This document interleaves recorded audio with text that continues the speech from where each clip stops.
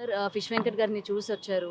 అసల ఇలాంటి పరిస్థితుల్లోనే ఈరోజు వాళ్ళ అంటే వాళ్ళ ఫ్యామిలీ మెంబర్స్ అందరూ ఇండస్ట్రీ నుంచి కావచ్చు, లేకపోతే ఎవరు కూడా ఏ విధంగా సాయం అందించట్లేదు, కనీసం చూడ్డానికి కూడా రావట్లేదు అని చెప్పి 2 రోజులుగా బాధపడుతున్న పరిస్థితి ఉంది. అండ్ మీరు చూసారు కదా! అంటే ఫిష్ వెంకట్ అనే వ్యక్తి ఒక కులాకు సంబంధించిన వ్యక్తి కాకుండా కళాకారుల వ్యక్తి.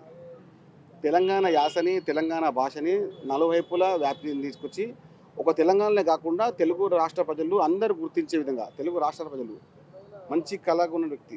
ఇంత మీరు చూడొచ్చు కొన్ని కొన్ని సినిమాల్లో ఫిష్ వెంకట్ కోసమే సినిమా వెళ్ళిన సమయం.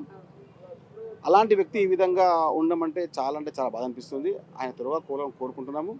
మా వంతు సహాయం చేస్తాము అధికంగా. కానీ మా అసోసియేషన్ వాళ్ళు కూడా స్పందించాలి. అవసరం ఉంది కదా అని చెప్పి మనము అవసరం లేదు అని చెప్పి అట్లా కాకుండా మీ వంతు సాయం చేయండి.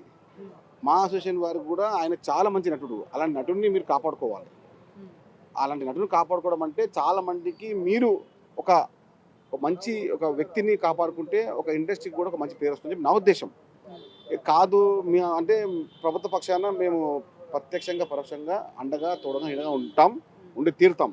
ఎందుకంటే ఆయన మా కుల బంధువు, మా వ్యవస్థ, మా యొక్క కుటుంబ సభ్యుడు కాబట్టి ప్రభుత్వం తీసుకెళ్ళాము. ఇంకా మెరుగైన వైద్య సదుపాయం చేసుకొస్తాము. ఎంత డబ్బు అవసరం ఉన్నా కూడా మేమందరం సేకరించి ఆయనకి ఆదుకుంటాం. అండ్ ఇంకొకటి ఇప్పుడు మీరు అన్నారు కదా, కుటుంబ సభ్యుడే, మాకు కూడా కుటుంబ సభ్యుడు, మాకు కూడా సన్నిహితుడు అని చెప్తూ ఉన్నారు.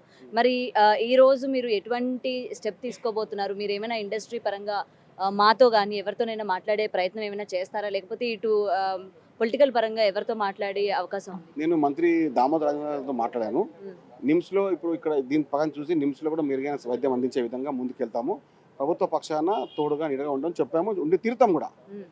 ఎందుకంటే ఒక కళాకారుడిని కాపాడుకోవడము, అదేవిధంగా ఒక గంగపుత్రుడి యొక్క వ్యవస్థని కాపాడుకోవడము, వారి యొక్క వ్యక్తిని కాపాడుకోవడం అంటే మాకు మాకు మాకు ఒక అదృష్టంగా భావిస్తాం ఆయన పనిచేస్తున్నాం కాబట్టి.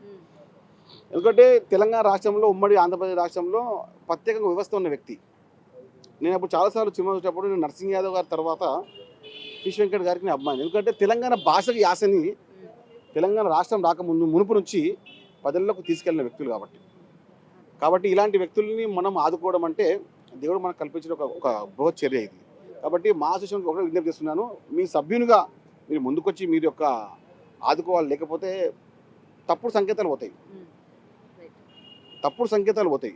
ఇప్పుడు ఏదో మా కళాకారు బృందం ఉంది మేము ఇచ్చామని కాకుండా, మేము మీ అసోసియేషన్ వారు మా అనుకున్నవారు కాబట్టి మీరు తప్పకుండా మీరు చేయకపోతే సంకేతాలు తప్పుగా పోతాయి. కళాకారుల వ్యవస్థలపైన, ఒక సినీ ఇండస్ట్రీ వ్యవస్థ పైన తప్పు సంకేతాలు అవుతాయి. కాబట్టి మేము మీ కోపం ఒకటే, మా అసోసియేషన్ వారు ఏం సాయం చేస్తారో వాళ్ళ కుటుంబ సభ్యులకు సాయం చేయండి.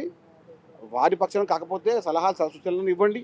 ఎక్కడికి వెళ్ళాను మేము మా వ్యవస్థ తరఫున తప్పనిసరిగా ఆయనకు అండగా ఉండి తీరుతాం. మీరు వచ్చినా రాకున్నా, మా అసోసియేషన్ వాళ్ళు వచ్చినా రాకున్నా ఫిషరీస్ వ్యవస్థ, గంగపుత్ర వ్యవస్థ ఆయనకు తోడుగా నీడగా ఉండి తీరుతుంది. ఇది తెలంగాణ రాష్ట్ర వ్యాప్తంగా ఉన్న మా యొక్క వ్యవస్థ ద్వారా మేము ఒక చిన్న మాట. వారికి ఎంత డబ్బైనా పర్లేదు, మేము చూసి ఆదుకుంటాం.